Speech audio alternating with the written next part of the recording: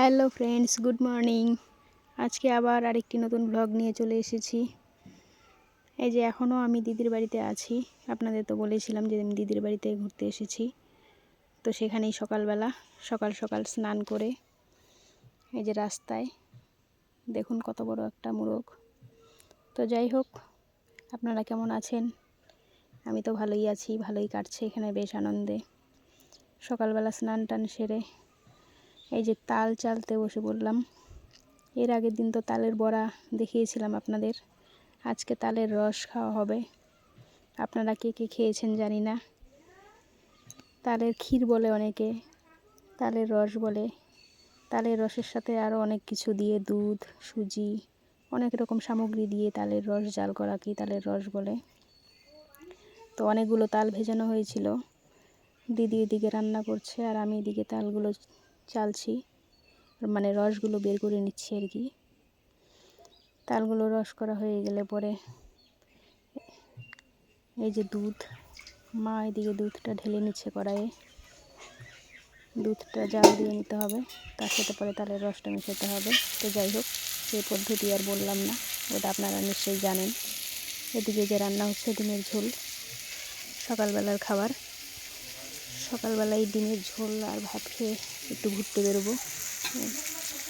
এই যে আমার মেয়ে খেতে বসেছে,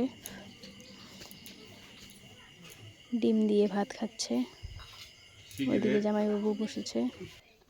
এই যে এবার বললাম ঘুরতে বেরোবো, নদীর পাড়ে চলে আসলাম। এই সময় নদীর পাড়ে হাওয়া আসে ভালো, তার মধ্যে নদীর পাড়টা ঘুরতে ভালো। আর মেয়ের শখ ছিল নদীতে স্নান করবে, সেজন্য ভাবলাম ঘোরাও হবে, স্নান করাও হবে। নদীর চারপাশটা ঘুরছিলাম, হাঁটতে হাঁটতে অনেকটা দূর যাচ্ছিলাম নদীর পাড় দিয়ে। দেখুন আজকে আকাশটা কত পরিষ্কার, মেঘ নেই আকাশে, স্বচ্ছ, আর রোদও উঠেছে প্রচণ্ড, সাদা ধবধবে মেঘ। কত জঙ্গল।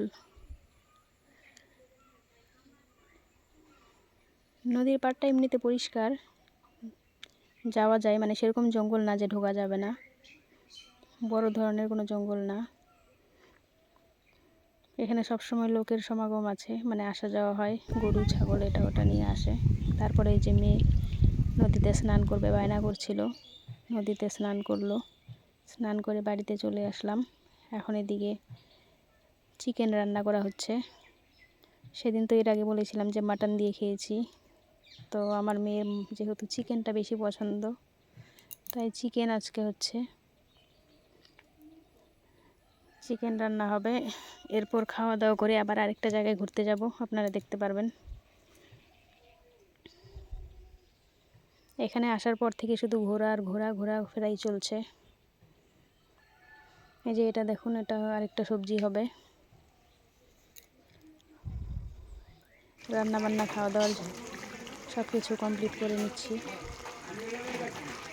এরপর সন্ধেবেলা বেরিয়ে পড়ব। এখান থেকে দিদির বাড়ি থেকেই কাছেই, খুব একটা দূরে না, কাছে একটা বাজার আছে। সেই বাজারে গিয়ে বাজারও করা হবে, আর একটা মেলা বসেছে, ওই মেলাতেও ঢুকবো, শ্রাবণী মেলা। এই সময় শ্রাবণ মাসে অনেক জায়গাতেই মেলা বসে। তো এটা যেহেতু বাড়ির অনেকটাই কাছে, তাই ভাবলাম ঘুরে আসি।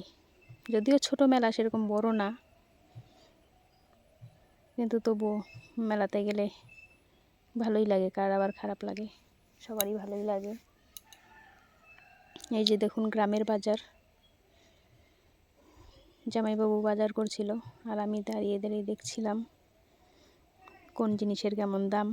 আমাদের এখানে তো আবার একটু জিনিসের দাম বেশি, এদিকে জিনিসের দাম ওই তুলনায় অনেকটাই কম, আর জিনিসগুলো টাটকা পাওয়া যায়, সবারই জমির, নিজস্ব জমির তোলা সবজি। এই যে দেখুন মেলার দিকে যাচ্ছি, বাজার করা হয়ে গেছে।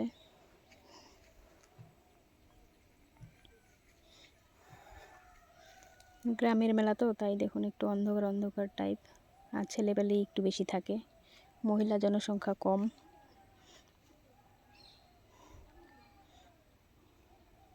পুরুষ মানুষই বেশি দেখা যাচ্ছে। আর ওই দোকানপাটও হাতে গোনা কয়েক দোকান, সেরকম দোকান না। এই যে কিছু সাজার জিনিস, কিছু বাচ্চাদের খেলার জিনিস, কসমেটিক্স জিনিস। তারপরে দিকে লাকি লটারি আছে। এই দেখুন লটারির দোকানে কত ভিড়। আর এই যে আরেকটা লটারির দোকান।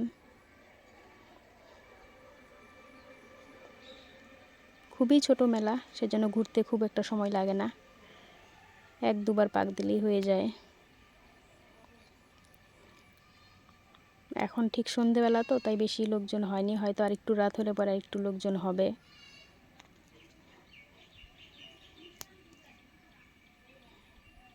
আমাদের মেলা ঘোরা প্রায় শেষের দিকেই, বাড়ি চলে যাচ্ছি। ভিডিওটা এখানে শেষ করলাম, আর বড় করলাম না। এরপর দেখা হবে নেক্সট ভিডিওতে। ভালো থাকবেন, সুস্থ থাকবেন, সবাইকে ধন্যবাদ। ভালো লাগলে লাইক করবেন।